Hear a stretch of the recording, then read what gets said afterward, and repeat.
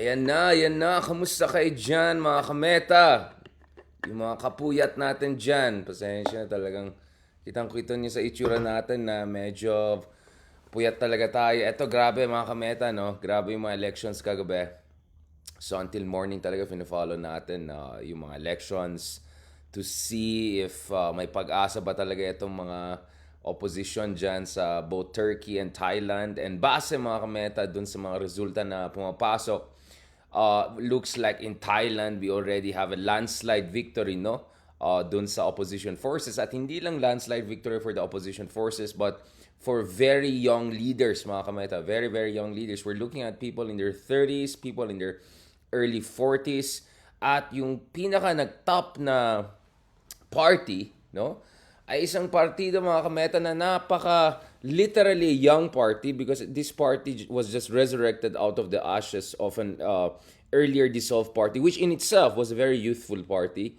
At yung potentially next prime minister ng Thailand, if not the next prime minister and deputy prime minister ng Thailand, mga kameta, are potentially going to be the two young individuals you see there at the very top, no?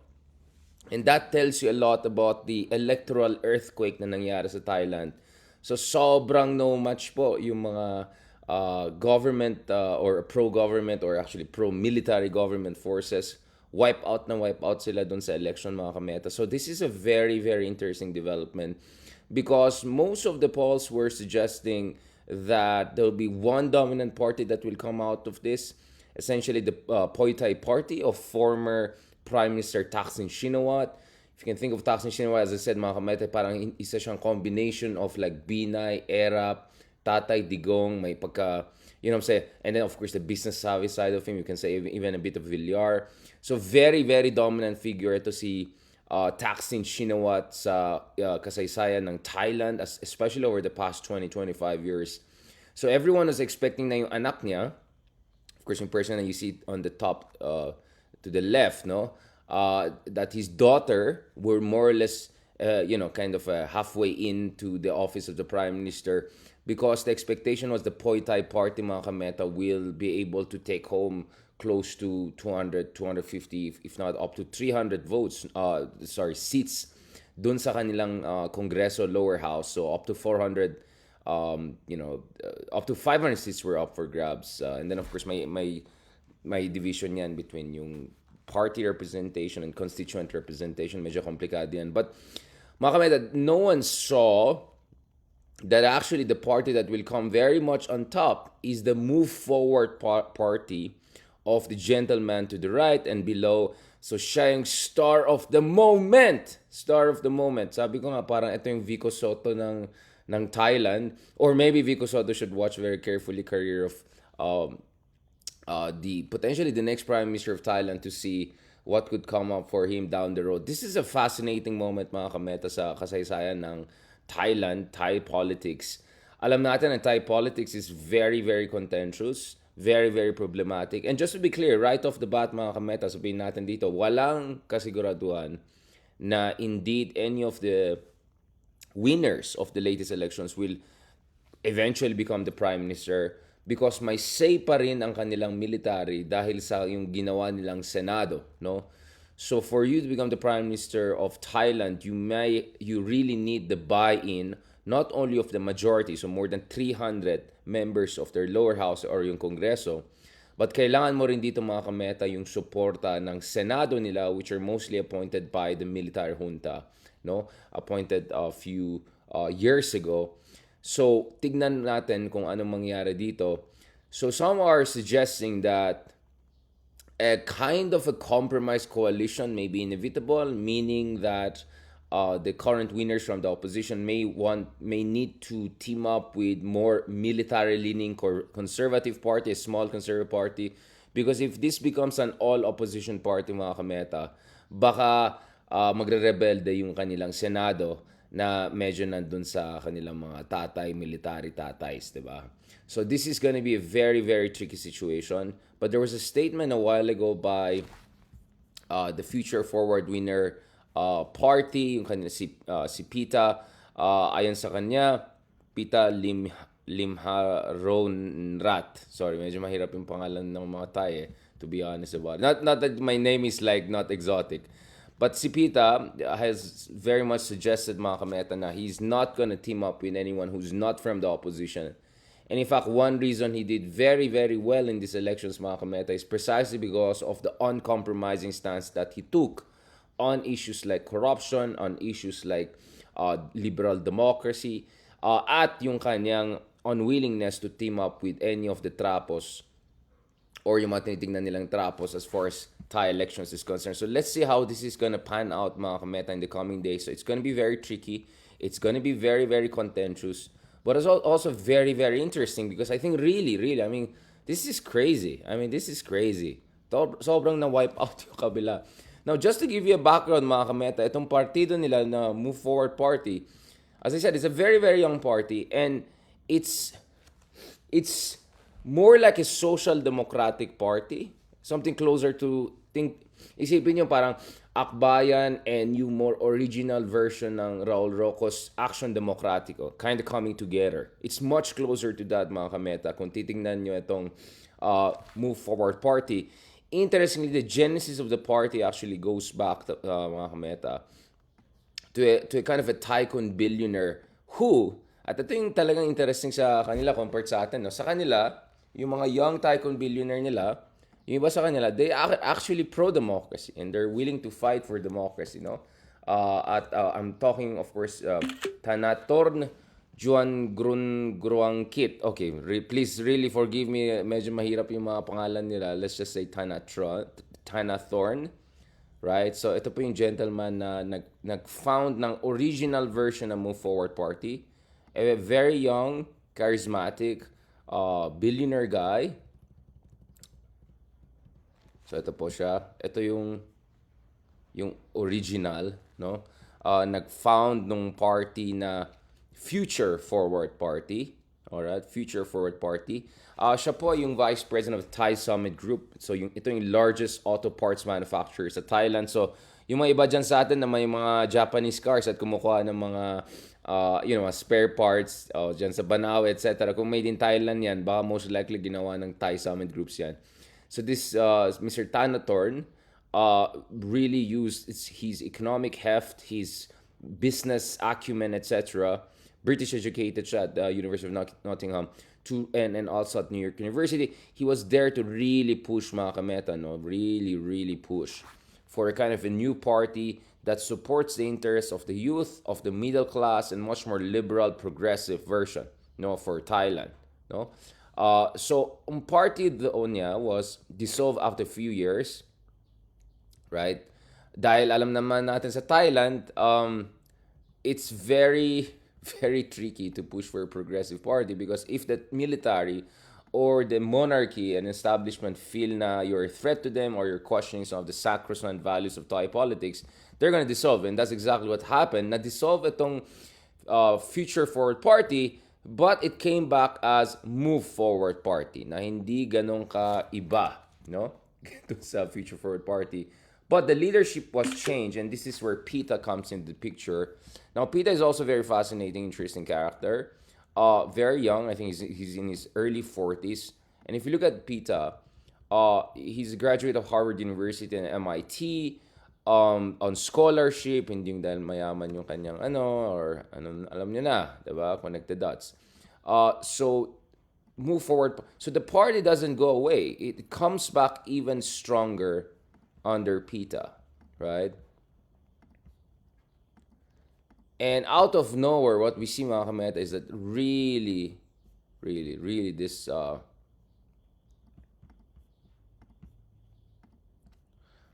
one reason why Pita was so successful, mga kameta, is first of all, he's very young and charismatic and energetic. I mean, grabe yung makikita mo yung campaigning niya, no? Right, left, right, all over the place, diba?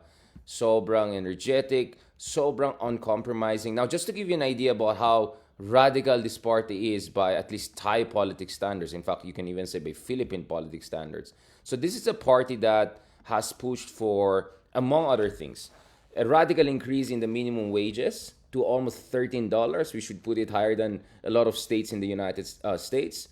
So gusto nila talaga mataas yung minimum wage para yung mga masa dyan sa Thailand will have a decent, respectable life. They're pushing for same-sex marriage. Again, something that actually is taboo from a more conservative Buddhist standpoint. More importantly though, they're targeting actually the two pillars of conservative party dyan sa Thailand, particularly mga kameta, the monarchy and the military, by first questioning yung mandatory military service and recruitment, and second, so dun hindi matuwa yung military, and second, also questioning mga kameta, yung les majest, no? Yung mga laws sa Thailand kung saan hindi mo pwedeng supposedly bastusan. I mean, for instance, may national anthem dyan sa Thailand, tapos di ka tumayo, tapos nandun yung picture ng kanilang monarchy. Pwede ka makulong for that, mga kameta. Ganon ka-strict sa Thailand. So parang sacrosanct yung kanilang king. So there are many, and of course, the fear of the opposition is that that law can be used to imprison anyone who even mildly criticizes or doesn't say something very positive about the institution of monarchy, no matter how questionable the practices of the reigning king may be. And of course, I'm sure familiar kayo dun sa current king ng Thailand, quite a controversial person. We can have a whole episode about that. So, we are looking at a party that is very progressive sa economic issues, very progressive sa socio-cultural issues, but also very daring and audacious dun sa political issues na napaka-sensitive sa context ng Thailand.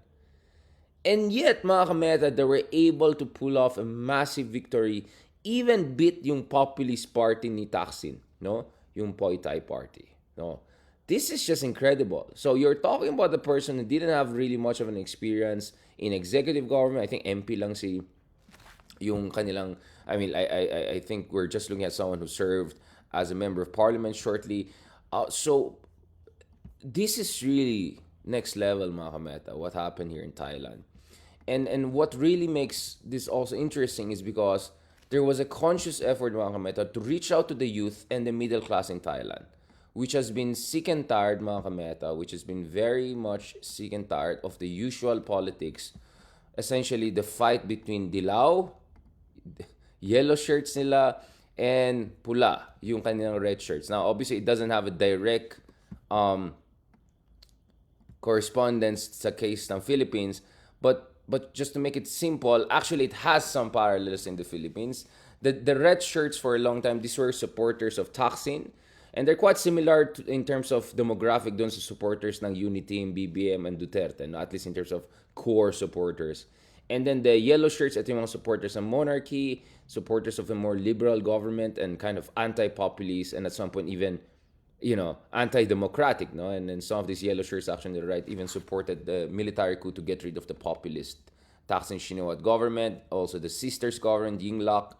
And people were wondering if this will keep going on and on and on, if another Thaksin, this time the daughter, will end up as the prime minister of the country. But out of nowhere, mga kameta, we have this whole binary of yellow versus red getting essentially thrown out of the window because you now have a third force. A third force, mga kameta, that is beyond both Dilaw and Pula. No? And again, this is very relevant because isn't that exactly what we were also looking at the case of the Philippines, whereby we really need a third force, mga kameta, a third force that rejects both populist authoritarianism, but also rejects more elitist liberalism in favor of something that is more youth-oriented, more progressive, more authentic, more energetic in terms of leadership, and also more catered towards the youth and the urban middle class, the rising middle class, the working class. So this is really what's fascinating, mga kameta, because a few years ago, it would be very hard to imagine someone like PITA and a party like Move Forward Party that runs on a platform that goes against the core tenets of Thai politics, that goes even against cultural norms in Thai society, that pushes for very aggressive pro-workers, labor union policy, that this kind of party will come on top. I mean, this was something that was quite unthinkable only a few years ago.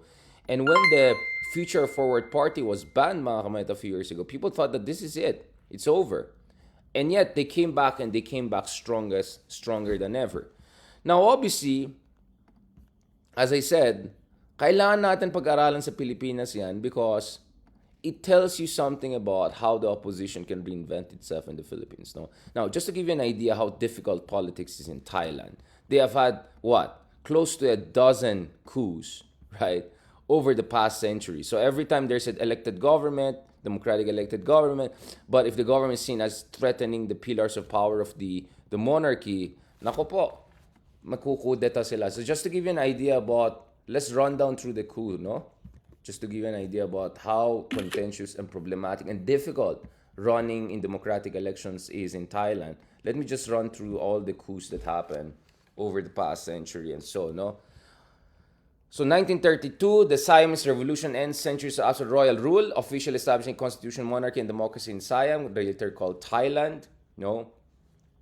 But here we are, mga kameta. From 1930s onwards, there'll be a very strongly politicized military bureaucratic elite, no? So 1947, so ito, King Bhumipol, yung former king nila, he saw during his 70-year reign 10 coups and 17 constitution, no? So there was 1947, there's a coup by royalist military forces that ended the People's Party political role.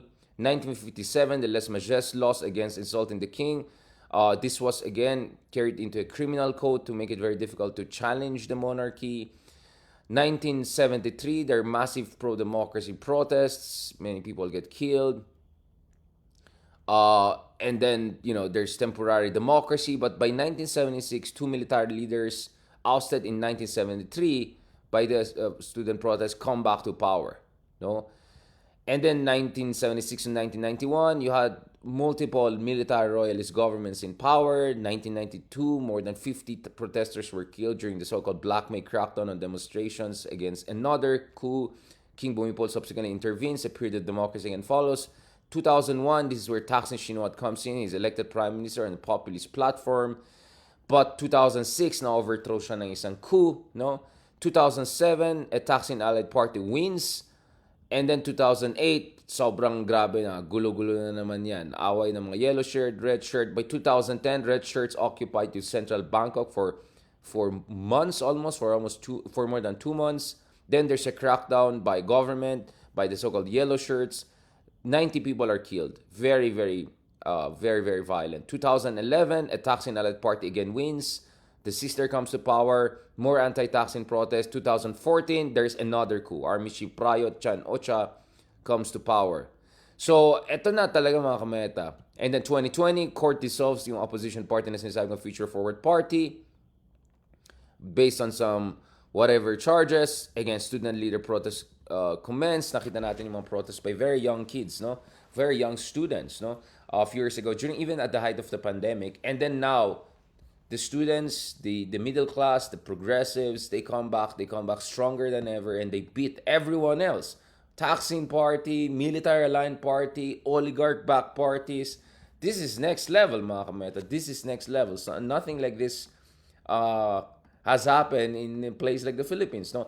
And I'm just telling you how difficult the situation is in Thailand, how contentious their politics has been, mga kameta. And it will remain to be contentious for quite some time. Pero tignan mo naman yung fighting spirit ng kanilang, their people. And my goodness, yung restrictions on, forget about disinformation. The restrictions on information is immense. You might say something na hindi nagustuhan ng kabila, pwede kang makulong. Forget about libel charges. You're talking about Les Majestés laws. Insulting of the king, that has very, very steep penalty in Thailand, mga kameta. So, incredible odds they had to overcome. And as I said, mga kameta, in the Philippines, we have kind of potential leaders like that, but much more has to be done. I don't think Vico Soto in his current, approach is gonna make much of a dent in ways that he should, unless he really steps. Then their parties get banned. They push for another party. They bring in the people. They bring in the students. They bring in enthusiasm. So what I'm saying here, mga kameta, is, let's be honest, we cannot compare the Philippines to the United States or France or some of the more developed countries on so many levels. But if we just look around, just nearby countries, just look at Thailand, a country that is also a developing country, a country that's even more difficult political conditions than the Philippines, more restrictions on freedom of expression, more restrictions on freedom of mobilization and assembly. And yet, mga kamera, nakita natin, push yung opposition, push yung mga young leaders, and eventually here we have this super big victory, no? And what I really like about the Thai young leaders is that they're just, they're unapologetic, they're uncompromising, they're energetic, they're charismatic. They have no problem reaching out to the media or discussing things with the media. I mean, I don't know about Vico Soto. It's so hard to even have a decent interview with that person. I don't know when was the last time. But we need mga kameta, leaders like that, leaders like Pita, young leaders who are just willing to get down and dirty and to really risk it all if necessary, for the future of their country. As Pita Limaron Rat said, this is about good governance, good economics, and also good future for the Thai people. And what I always say is, if the Thai could make it under these super tough conditions, mga kameta, if the Thais could make it under these super tough conditions, why can't the Philippines make it? Considering that our history has had more bouts of democratic contestation and far fewer bouts of coup, or we don't have a conservative monarchy to deal with. I don't know, mga kamed. And I'm also wondering if we're gonna have, young leaders, young tycoons who are willing to get into politics and bankroll and support progressive politics, as we saw in the case of Thailand. So I mentioned a while ago, Thana Thorn, no, for instance, who's the young leader who really is the locomotive and engine behind the first iteration of the Future Forward Party, a Move Forward Party, when he found the Future Forward Party. Tuloy-tuloy lang yan. Ito mga kameta, if you have